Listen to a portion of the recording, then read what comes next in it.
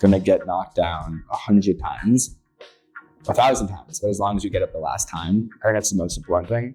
Have you considered quitting? Like, I don't think people understand how much it goes through someone's head. Everyone runs their own race. And I tell myself that again and again and again and again and again. But sometimes I'm like, am I running the wrong race? I think there's a lot of value in figuring out how to get really good at those things. So that you're not good at. Yes. Interesting. I don't know if I agree with that. This is the most vulnerable I've seen you in years. I mean, you have a couple forehead wrinkles. I'm getting older, bro. I'm aging. I have a fear of aging. You're aging well. Yeah, bro. Lucas.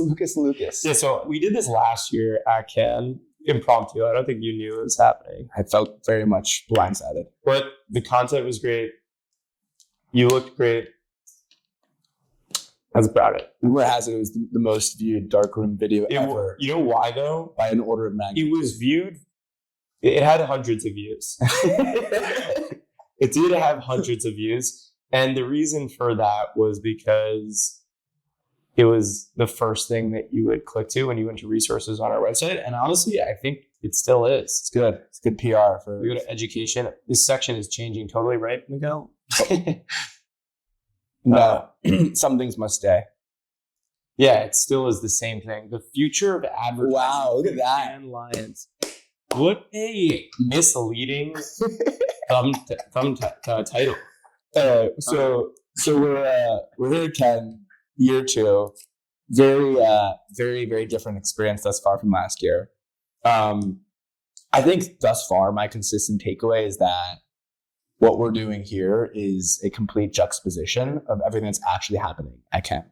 Yeah, how do you mean that? What do you mean by that? Well, they have the Lions, we have the Tigers. Darkroom has put together a really cool Tigers award ceremony. I think some content will be coming out. The rosé is flowing, here the espresso is flowing. And I think since there, pretty much all of the content is just high-level fluff, and the world is good and everything is easy. What I wanted to do today, just talk with you and kind of just get real and honest about what the trials and tribulations are as being a founder. The ups, the downs, the good, the bad, that not everybody sees in those 30-second clips or talks about in the massive stages down on the beach. Yeah, for sure. I think it's timely too. Yeah, no, Cannes is interesting because it's literally it's made for big brands, big agencies, and it's like the glamour of being in advertising and marketing. But like then you have a ton of other people that are kind of in the arena, like us, like you, who are just really trying to grow and figure out their niche and space in the ecosystem. And that's a fucking grind. Yeah, man. So like we produced content like last year, the future of advertising from Ken. And like I think people watch that and are like, wow, Max is super put together, like knows his shit. But you're a founder trying to grind, and so am I, like just to grow our businesses and like figure out what the market needs. Yeah. And it's not always easy. In fact, it's almost never easy. It's never easy, but like this is I think if you're going to be a founder, you need to understand like it's always going to be hard, but that's the life that you choose. And it's rewarding in different ways. I think one thing also, which this conversation I think is especially exciting because we've just known each other for so long, right? And having seen each other like go through the high, starting out. I remember very vividly, right? Darkroom's been around for 8 years now, and seeing your ascent, the peaks, the valleys, the ups and the downs, and similarly, like you being there for my journey in Unveiled. That's what I'm honestly it's really cool to have a close friend as a human being also be in the same field of work in a completely complementary way and going through with somebody else, even though very different businesses, going through with somebody else. Yeah. And like being able, I mean, you're one of I think it's really important to have like people you can bounce ideas off of and like share the shit that you're going through, like 100% honestly, transparently, no judgment. That's most of the conversations we have, like to figure out, what the right move is or like just getting the right counsel. Yeah. So I guess how old is Darkroom? 8 years now? Yeah, we're 8 years old. I would say I graduated UNC in 2019. That's when it really like started to pick up. So it's 6 years basically. since it started to like really be a thing. We've gone through so many changes, like starting as a design agency. Yeah, I remember designing digital products, and then we were doing like blockchain consulting. Yeah, I remember. I was the chief blockchain consultant at Darkroom. Max was head of blockchain. We didn't really know what we were doing back then, and then it gently shifted. We started focusing on consumer, e-commerce, D2C, and now like look at what we're talking about. The next evolution of the company is all marketplaces and social commerce. Yeah, so you just need to be reinventing yourself consistently in this space. So you've now, there's been many evolutions of Darkroom. Looking back, red-eyed, bushy-tailed Lucas graduating UNC, fast forward to this year, you're now actually on the other side of the stage giving the commencement speech. I think it's like a nice other juxtaposition right there. What's one of those things that you had this vision of that you thought you believed so strongly back then that now you just laugh at? Wow, the life of a founder or the business is going to be like just so different. That's a really good question. I had this very simplified view of entrepreneurship.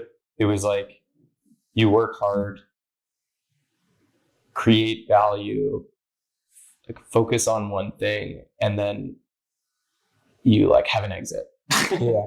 Like that was like, yeah. And then you make money. Right? Yeah.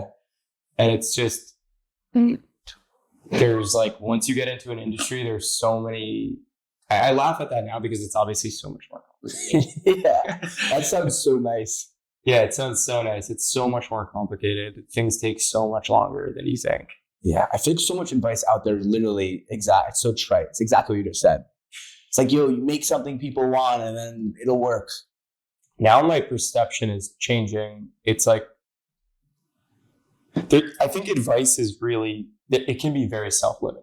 If you like have certain principles that you stick to, or like sound bites that you think are really important. And what I've started to realize as I get older is like, you can design anything that you want. If you have like capital and resources, like leverage, you can build a lot and you can do a lot.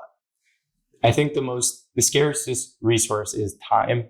So it's like, you do kind of need to figure out what your area of focus is going to be, but there is no limiting factor on how many businesses you can create or the knowledge you can accumulate in a certain field. You just need to be really strategic about it. I do think starting off, like in order to get to that like platform where you can do a lot of things, you do need to focus and you just need to like really kind of like figure out maybe not the path of least resistance, but like what gets you to point B, and from point B, how can you go and accomplish multiple things. Where I'm at now, so I just bought Off Limits VIP. I have, obviously like my main operating interest is in Darkroom, but now I'm like starting to think of like how I can build a portfolio of other brands and like what does the next phase of Lucas look like? And from that, I can't do everything, but like you need to build a team, you need to be strategic, you need to form alliances. But the question I think for me, what I'm learning is like, what's the best setup for me? What's the most optimal setup? What are my proclivities? How do I work best with other people? How can I leverage that to, just make things that actually last and work? So I think a lot of startups fail, they don't work. So you end up just wasting time and money. When you're early, it's okay because you learn a lot. So your learning compounds, and then that sets you up for the next thing. I think one of my takeaways is that when starting out, I was like, these are my glaring weaknesses, and I need to fix these weaknesses. Like I need to be better at 1, 2, 3, 4, 5. And that is definitely still true. But what I think, you have a serious infrastructure around you at the team. We're still building that out here at Unveild, but it's about leaning to my strengths. Like, what am I good at? What are my core competencies? And how do I spend as much of my time leaning to this and then having the pieces in place where my weaknesses or the things I don't get energy from doing are filled up by somebody else or somebody else. Really, that's like the key thing. I think that's really important to do that exercise and be super honest with yourself about what are strengths. Like it's almost like a personal SWOT. Yeah. And then like, what are the most important things in this business for a founder to have? And like the things that you're not good at, like I think there's a lot of value in figuring out how to get really good at those things. So that you're not good at. Yes. Interesting. I don't know if I agree with that. Yeah. I think I take the opposite side. I think it's, if you have several strengths, you should spend as much of your time as possible on those specific things. Let's talk about what do you think are the most important ingredients for founders today? I think the most important thing, I think there's two things. The first is just having mental strength. Resilience. Yeah, resilience. Just being resilient. Like you're gonna get knocked down 100 times, 1,000 times, but as long as you get up the last time, I think that's the most important thing. And then I think the second one, or actually I'll say three things, is velocity. I think it's so important, more important now than ever before, because again, this is a cliche, but with AI, there are companies moving at 10x, 20x the speed of other companies, and it's easier than ever to create something. So it's just now about like testing, rapidly iterating, and seeing what works. So I think speed, number one, two, mental fortitude and resilience. I think the third one is some kind of unique insight, right? Like you have to understand a pain point specifically, or there was a why now moment, and having a unique insight in that way. I mean, why now moment. Actually, I would say. How about you? Okay, I think the resilience and speed are like, they're essential. And this is actually where I butt it heads with, we were talking about this last night, like some of my current partners is like the lack of urgency or speed. Like if you can't, like people who work with me, they know I work 1,000 miles a second. Like I'm operating at light speed. Yeah. And that creates a lot of friction with certain people. It can feel very hectic, but I'm just like, there's not enough time. Yeah. I need to be moving things faster. And so that's the thing that like, I need to work with people who are comfortable with that. Speed, resilience, I think sales. Oh, how do you forget? Yeah. Sales, you need to be able to sell yourself, your vision to employees, to prospects, to clients, whatever it is. Like that's, I think, the most important skill for sure. Yeah. And then I also think content creation, like being a creator, the more I spend time with Oren and Ashwin, the more I make my own content, and it hasn't been super successful, but I'm figuring it out. I'm spending so much time on it that like I know I will get it. Speed, resilience, sales, content, organization. If you're an organized person, can like roadmap things out and effectively delegate in project management. For me, those are the 5 ingredients of a successful founder. The rest you can hire for and figure out. All right, let's talk about the content creation bit, because that's something I haven't done at all. I'm scared in a weird way. Not in a weird. I think it's probably a very normal fear, but I'm scared to create content. I don't know if it just feels inauthentic to me. I remember you and I having these conversations a couple of years ago where you're like, I know I have to be doing this, but I don't really want to. What feels inauthentic? I just don't. I think there's like who do you like visualize like being like watching your content and like judging you? Yeah, I think it's probably projecting judgment on myself. Honestly, I think that's important though. I think you need to be self-critical. That's the like ingredient that's gonna actually make sure your content gets really good. But you need to give yourself a bit of slack, because I'm also very self-negative. Like everything that I do, I'm like, it's shit. This is how I like internally motivate myself. But I think you need to have that, because it's your internal governor for when you start producing content. You can be like, I can get this better. I can get that better. Yeah. You need to give yourself some slack. Yeah. You start. Yeah, I know. Do you have this feeling where in your business, there's some things that you just know you have to do, and like you just keep on, you just haven't gotten to them?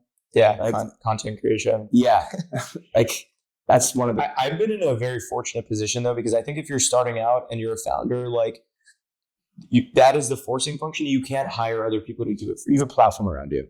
Like now I can say, okay, I'm going to hire you and your sole goal is to meet these SLAs and to get me to here. And like, I'm going to work with you on it, but it can't be my full-time job. I can't allocate 80% of my time to creating content. Yeah.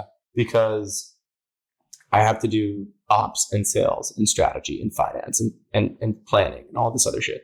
But I think for early stage founders, there's so much upside in actually spending time creating content because it's essentially your sales engine. Yeah. That's your lead gen function. That's what works. Yeah. What's worked for us really well is just running around at conferences like a maniac and our heads cut off. But I think, it's like the classic advice, do the things that don't scale. But that only goes to a certain point. Like I can only be in so many places at one time. And there's like a finite number of people that I can meet and have a conversation with. Whereas like when you're creating content, there's limitless scale, right? You film it one time, you upload it one time, and it's just there. There's so much more leverage. Yeah, if you have so much more exactly. leverage. Yeah, if you have good content too, it's like you start to become recognizable. I think that's why I like doing content at conferences because it's like you're at the conference, you're with other people, you're networking, but we're also leveraging this time in a very valuable way to make sure it reaches all of the people who are not here or the people who are here but you didn't meet with, but they saw your content. That's kind of expanding the surface area of your reach. How do you measure, or how are you going to measure your time and resource investment into this content creation? Like, how do you define success or failure from it? Like, have you thought about I that? track right now. Yeah. So right now, like, I think there's tiers to it. Like the first tier is just doing the action. Yeah. So for that, I set SLAs with my team, and the SLAs service level agreement. So it might be like 4 LinkedIn posts a week, 4 TikToks a week. Like I'm not actively hitting these SLAs, but I intend to. So that's like V1. And then I think you just start producing. And then we're tracking all the posts, how many impressions, engagement. And then from there, I think you optimize for quality. And like, so for me on LinkedIn and on TikTok, what I've noticed is my short form about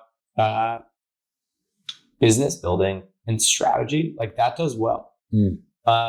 My talking head podcast about AI and how we're integrating into our business, that doesn't do well.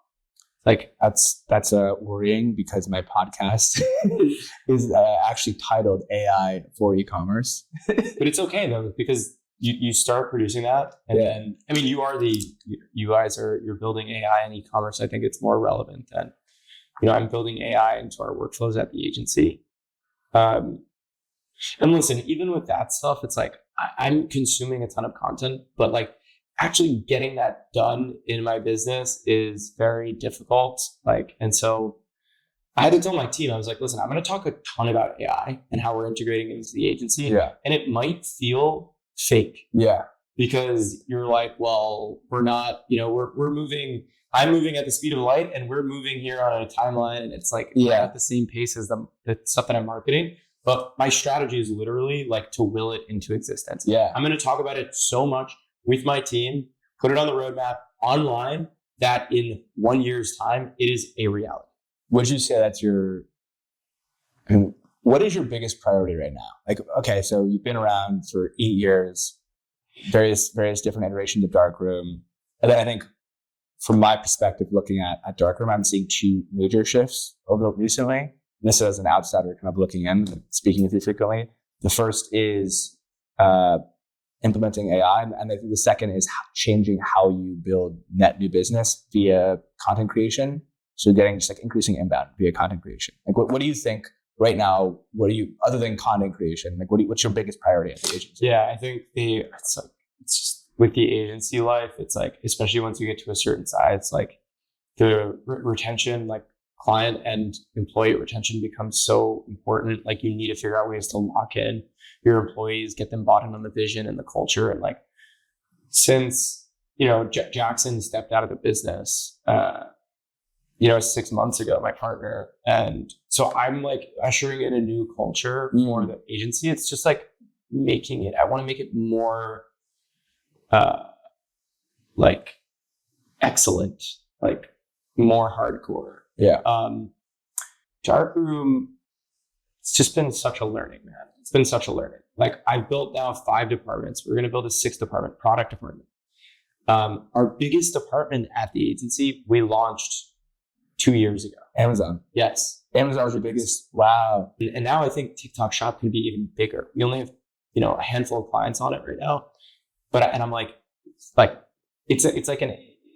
I don't know if this is like an innovator's dilemma. Like, I don't know if this is the good prompt for it, but like my core business, the D2C shit, like that stuff has been halved. Like I'm looking at it and I'm like, there's just not 40 to 100%, whatever it is, like 20 to 100% growth in some of these departments. But like 80% of the problems are coming from them. Yeah. So like, I think as an agency, you do, and this is why agencies are so inquisitive, because they need to bring in new skill sets, because the market changes so fast and it's so fast developing and people just develop expertise. So the biggest initiatives that I'm working on are TikTok Shop, marketplaces, and then the AI implementation. Those are the most important things for me, because I think our agency in 2 years is going to be, I look at it as like being 2 big agencies: TikTok Shop agency, Amazon agency. Yeah. And then you have departments around it that support it. Yeah. All while implementing culture. Yeah. Like we're putting the business on AI, growing, having a sales function. Sounds super easy. It's fucking hard. What about you? Because you're doing the same thing. You're reinventing your stuff too. Honestly, I would say that is actually exactly where we are right now, is reinventing. So I would say that go ahead. And like, I think just as a backdrop to this, it sucks when you're putting so much energy into something that's not growing. Like, the market's against you. Yeah. Yeah. So I would say the biggest, where I'm at right now, like the thing that I'm constantly thinking about is literally that, reinventing ourselves. So I'd say we're in our 4th chapter of Unveiled, right? Chapter 1 was just very basic, identity resolution, identifying anonymous website visitors who, whether they had signed up or hadn't signed up. Honestly, it worked really well initially. It felt it felt hard, but I was like, this product's pretty easy. So this company is also bootstrapped as well. So I was like this constant backdrop of having to be profitable, because we weren't profitable for the first year, and it's out of, my own pocket. It was super difficult. Anyways, then due to various market changes, specifically in February of 2024, Google now changed a bunch of things. That initial product didn't really work, right? So then we said, okay, like how do we build out this data layer effectively to recognize 100% of the website visitors who signed up but didn't show up but were showing up as anonymous because 1, they were on a different device, or 2, on the same device it could have expired. That product absolutely ripped. Essentially, think of it as like a lightweight CDP. What Segment and these large-scale CDPs do for the Fortune 1000, Unveild does for the Fortune 100,000. Worked really well. Again, a bit more difficult to build out, but not too impossible. Where we're at now, and I think this is like the struggle with having a company, is that the market continues to move. It's not like you build something and the market stays in place over time, right? The market is now catching up to what we built out a year ago, right? So whereas a year ago, maybe 30% of the deals that we were in were competitive and there was no market awareness whatsoever, now it's completely flipped on its head, and 70% of the deals are competitive and 30% it's just education. So now we're like, okay, the market's now caught up to our initial vision. What is the next chapter, if you will, of Unveiled? And that is for us, how do we intelligently act on top of this data? And not just like in a basic way where we create segments like traditional CDPs do, but actually the way I would think about it is like the vision. The parallel I give is what PMax did for Google and Meta did or Advantage Plus did for Meta. Unveiled will do for retention marketing, specifically email. So, upload a bunch of creative. We have these, intelligent templates that actually personalize every single piece and personalize and test every single piece of the email. And because creative is the new targeting. So that's a very ambitious goal. And this product has way more scope, and we're live. We have like our first publicly traded customer live on the new product, but it's just constantly reinventing yourself, right? You build something, it works for a little bit of period of time, and then the market catches up or the market changes. And that's something I think I didn't initially appreciate. It's like you build this thing and that's the thing, right? But it's not that. You build that thing and they catch up. You build another thing and they catch up. You build another thing. Yeah, it's constantly changing. Yeah. That's different than other businesses too. Like, you know, just using Tagesta as an example with eyewear, it's like some of the dynamics, the relationship between the suppliers and the retailers like change, but it's eyewear. It's like, you know, it's like there's trends within eyewear, but like you're still making the same product. Yeah. Whereas like, I think in software and in digital marketing, it's like a digital business. It's like this shit changes so much. And that creates, I think the hardest thing for me to learn was like effective change management as a leader. Yeah. Because I'm at the cutting edge, seeing how things are changing and then actively using that feedback to figure out how a product needs to change. Yeah. And then that can feel like a knee-jerk reaction. Yeah. For my team. Yeah. And then they're like, fuck, the goalposts are always changing, or this industry is constantly changing. And so you need to be really effective at communicating. You need to be really forward thinking about the vision and where the puck is going and try and build around that. It's okay if certain things change, but at least you have like a large enough future vision that kind of encapsulates the macro trends within the market. And then you can communicate that to your team. You can get them on board. And most importantly, you find people who want to operate at the same pace as you. How big is Darkroom now?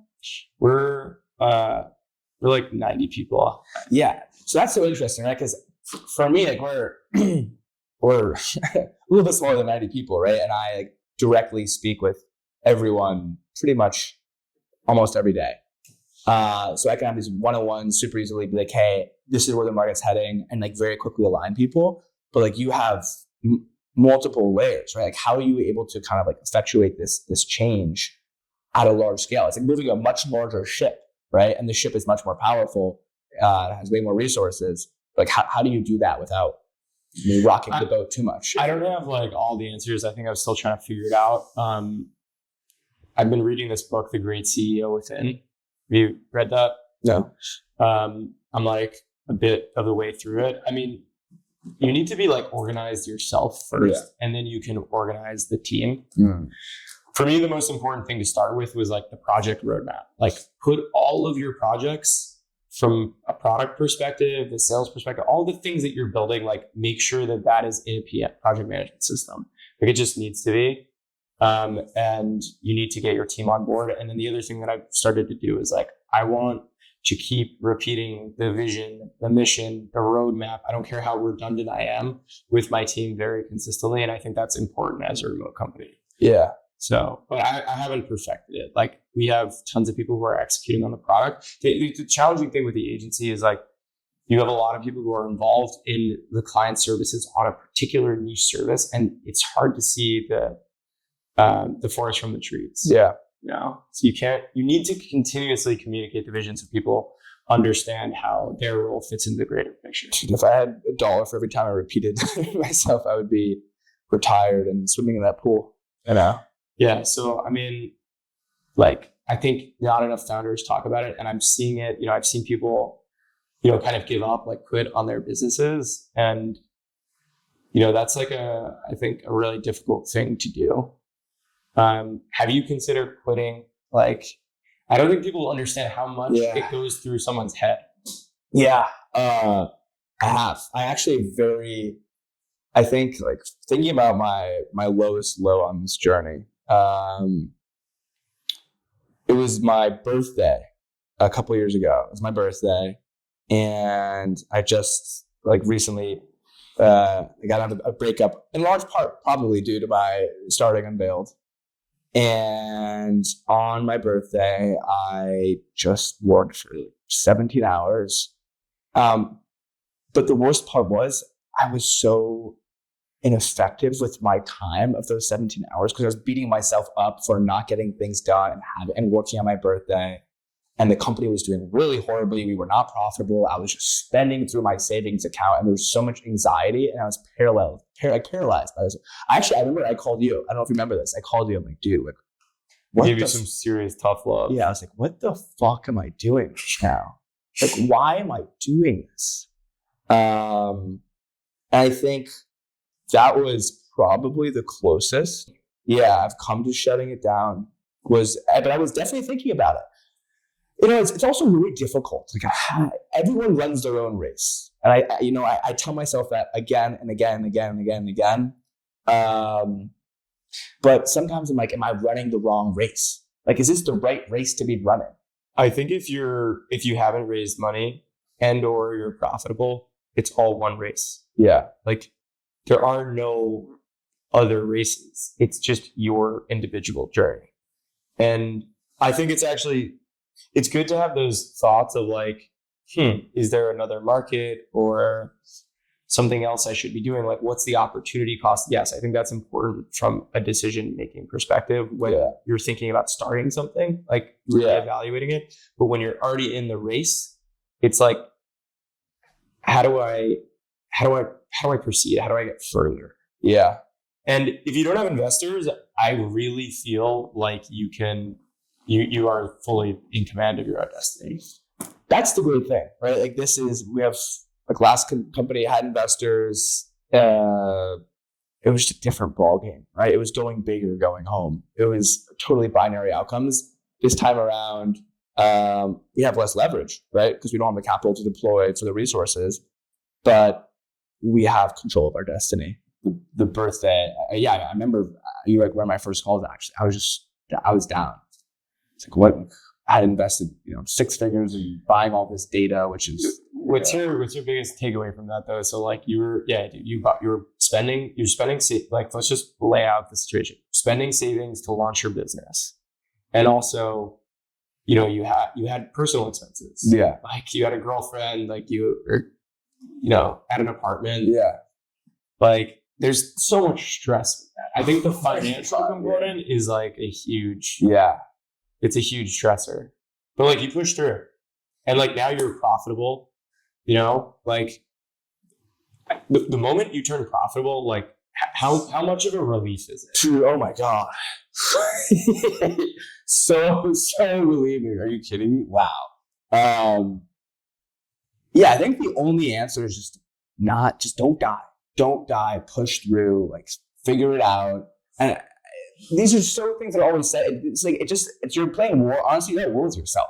And like, you're just like telling your mind, like your mind's like, you're not going to be able to figure it out. Like, oh, this is stupid. And then you have to like bat that down. Like, no, I'm going to figure it out. You're just at war.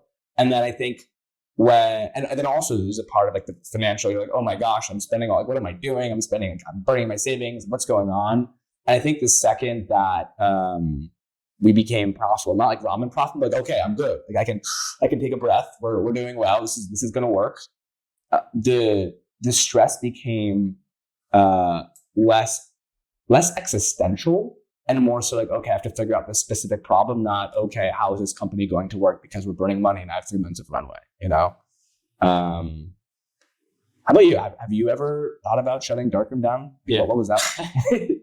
I've thought about so the thoughts that you described, like, am I running the right race? Like, could I be doing something else? For me, this is like very much tied into my age. Yeah. Like, I don't know. I'm like, I've had these like expectations of where I should be. Oh yeah. Based on like how old I am. Yeah. Right. And like what I envision for my life. More recently, I'm just like very like I realize that you obviously can't think like that, but like I'm appreciative of the fact that I just have fucking control. Yeah. And like I can choose my own destiny. I can reinvent myself. Yeah. I can make the right strategic moves. That type of agency, like actually like that's what gets me up at night. How have you changed effectively? Dude, I think it's all adversity. You need to go through, because like I've made really shitty decisions and like I've treated people poorly. Yeah. For sure. Like I've been cut through, and like the only way I think the character building really just comes from like being in shitty situations and like learning from them and like getting better and like you getting the feedback loop. I know it just sounds like cliche, but it's like it's so true. That's what it comes down to. Just like I think I have a lot more confidence in myself, and my ability to stress regulate has gotten so much better. I remember when we first started, like, you know, a client sends me like a Slack message asking a question. Like, I'm freaking out, you know. Yeah. Like, I'm like, you know, like call my co. You know, it was just two of us. I called them. I'm like, how do we answer this question? And now it's like, you know, the waves go from this to you know, to just, you know, much I've had a couple like really humbling experiences. Those are important. Tell me about one. I remember when we like first started the agency, we were like just into performance marketing. We had like a couple people. It was nothing special. I got connected to the CMO of Casper. Their business was going through a tough time, and she was asking me about performance marketing, and like I was like not at that point in time. I was like not a fucking expert at all. Like I was not an expert. Yeah. But like I was pitching myself as an expert. And you know, there is this degree of fake it till you make it. Yeah. But I was just like totally out of my depths. She was like, listen, if I'll get you into the RFP for our media business. We're with Ampush right now. They got acquired by TV. Yeah. And so we got into the RFP and we presented a strategy for Casper, and like there was no way in hell we were ever winning this. I was so fucking nervous on the pitch, like so green. I was like very young, early 20s. And you know, I kept getting that feeling. I had that feeling with Unilever. Like I remember it was the Unilever call. Yeah. But now, you know, you need to go through that. So when you just get better, you get feedback. And now I just love bigger and bigger pitches. It's a learning experience. You get better and better. But yeah, like I just had a pitch with Express, and you know, my buddy got me into the RFP, and he was like, "Yeah, there was no way you're winning this RFP." And I'm like, "Okay, I'm getting humbled again. Like, damn, I thought we were competing with these, you know, 1,000, 1,500 performance marketing agencies, but like we're still not." Brick by brick. Yeah. So, but that was also learning, and I was like, okay, why the fuck am I trying to play this game competing against these guys who have already fucking dominate this market? Yeah. It's not like performance marketing on a paid media is changing. So now I'm like, I'm changing the conversation. Yeah. What is the conversation about? It's not paid. You want to, you know, put $30 million into paid media and like feel good about your RFP process. Cool. Go choose Tenuity. Go choose Power Digital. Come back to me in a year. I'm not going to pitch you on the same way that people have been doing Meta for fucking a decade. You know what I'm going to talk to you about? The shit that not a lot of other people have figured out yet. I'm going to talk to you about TikTok Shop. I'm going to talk to you about live shopping. Let's talk about dialing in your Amazon program and focusing on retail media. Like those are the domains where I want to be building the best products, because there's asymmetric upside opportunity. They haven't been had by these other people that have so many more resources than me.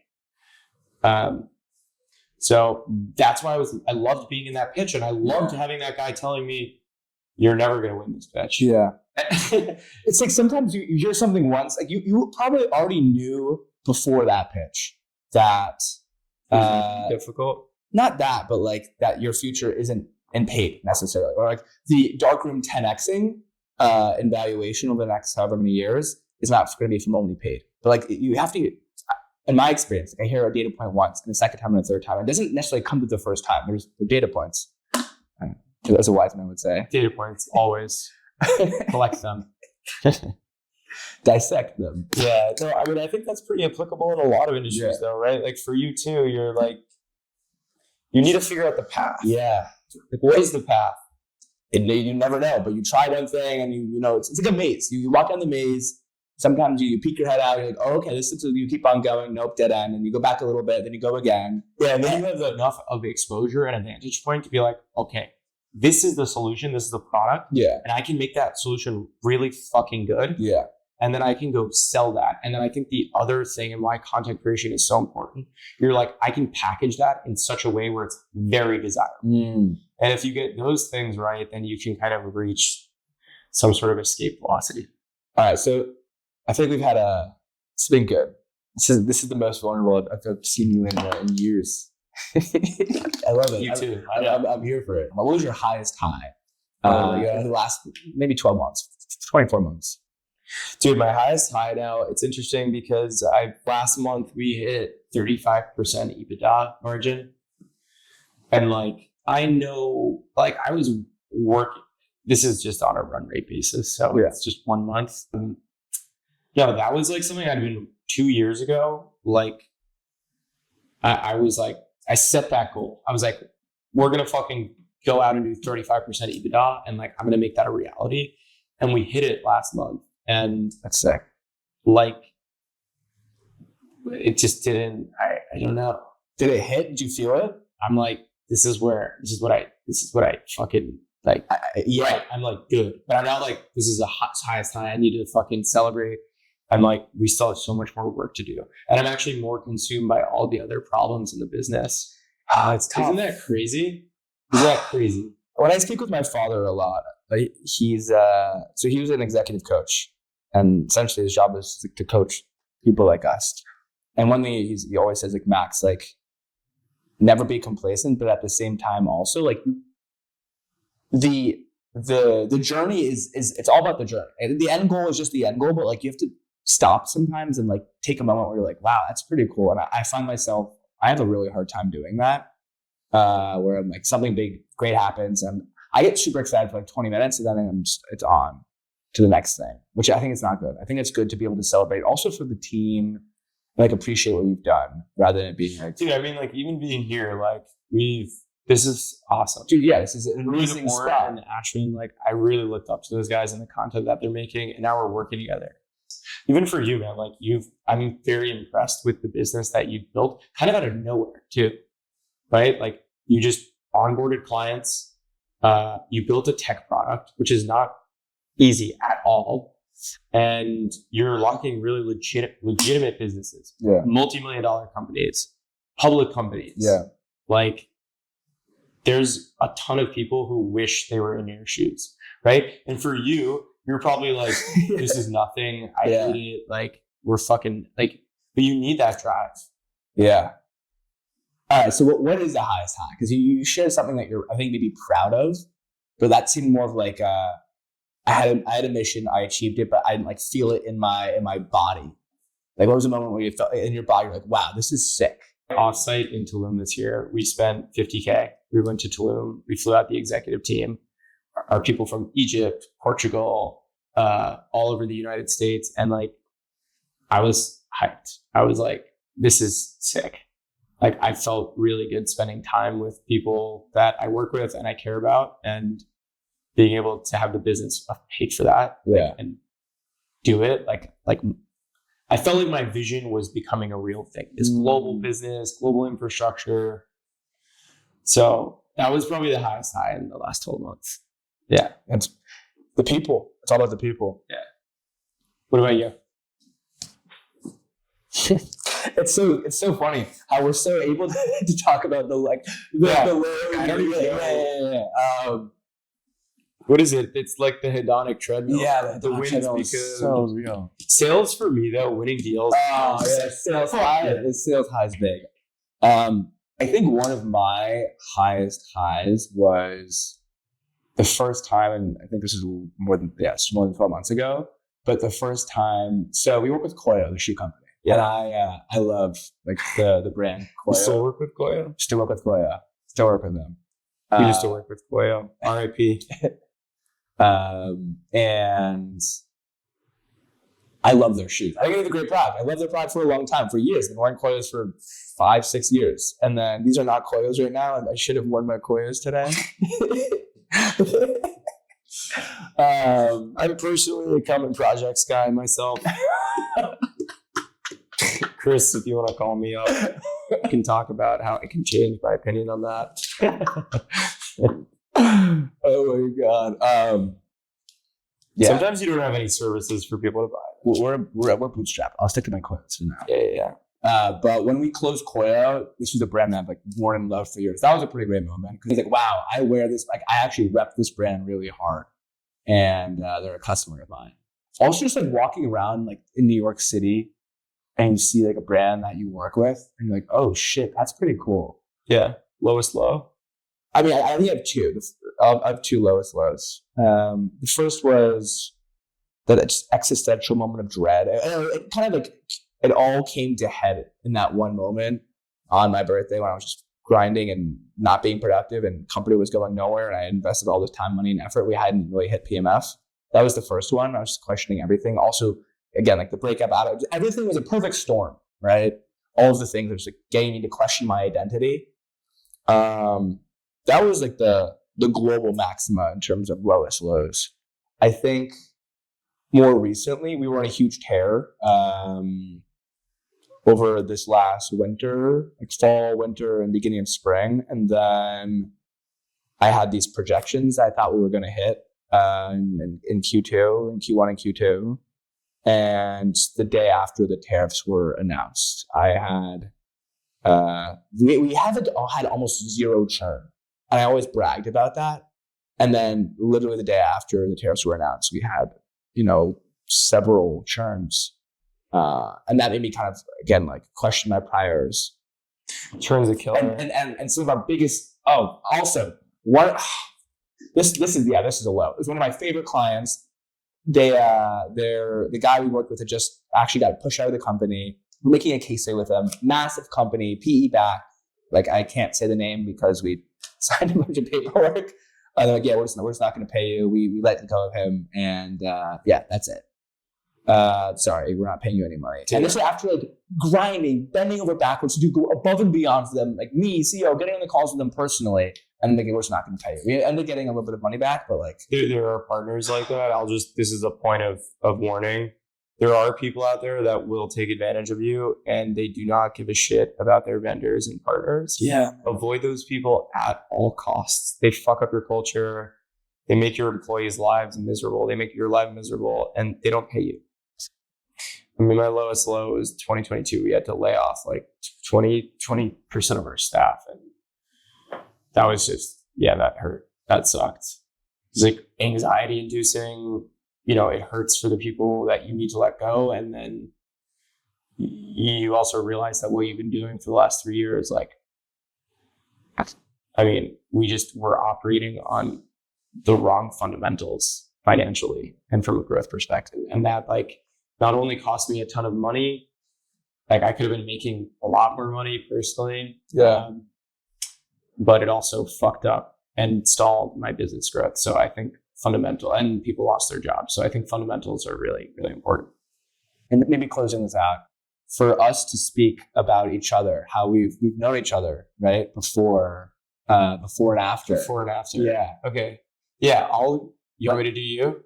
Yeah, I'll do you, you do me. Let's do that. So Max, for context, we went to college together, and we lived together. I would say you, personality-wise, you're obviously incredibly intelligent, very outgoing, very social, extroverted individual who's I think intellectually curious, socially curious.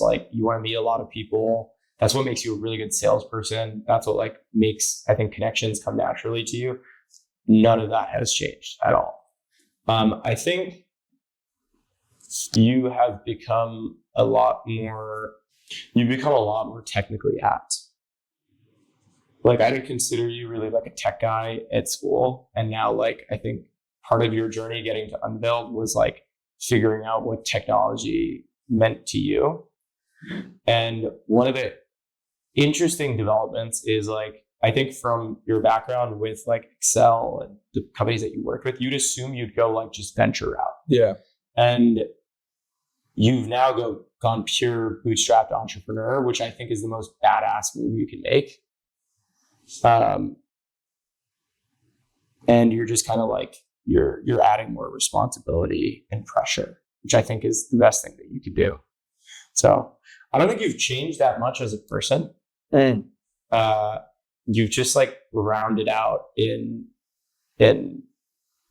areas that I think are going to benefit your company. I'm glad this is on camera because that's the entire point of this podcast, which is to get a compliment from Lucas. We'll fucking frame that. We'll frame it. So for your team, see, he does get the occasional compliment. Yeah. Okay. I think that's pretty accurate. I don't know. You could do better. Okay. I know it's not natural for you. We'll work on that. We'll work on against my program. We'll work on it. It's okay. We'll get you there. Next year, year 3 of Ken will have a better one. How have you changed? I mean, you have a couple of forehead wrinkles. I'm getting older, bro. I'm aging. I have a fear of aging. You're aging well. No. It's the lighting. Dude, he's mad young. That's why. It's the lighting. I have a fear of aging. What I would say, Matt, okay, how have you changed? I think you've become a way better leader. A way better leader than when you started off. I think you've become way more empathetic. I think your ability to balance empathy with high standards has changed massively.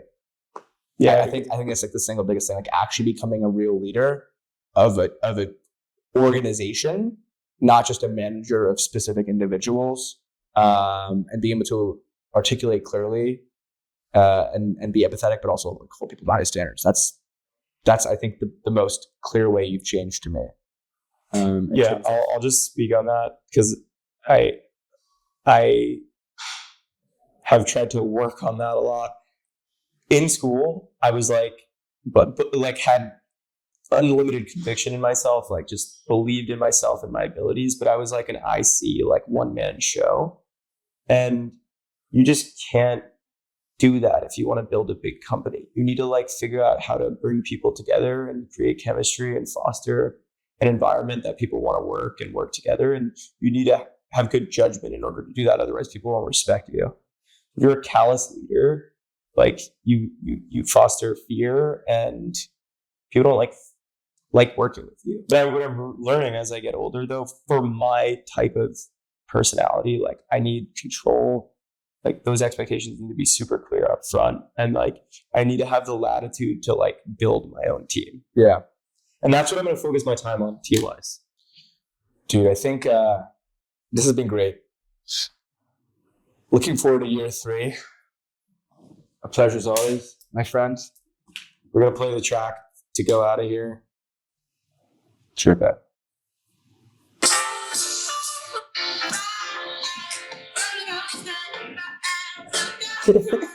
Thank you.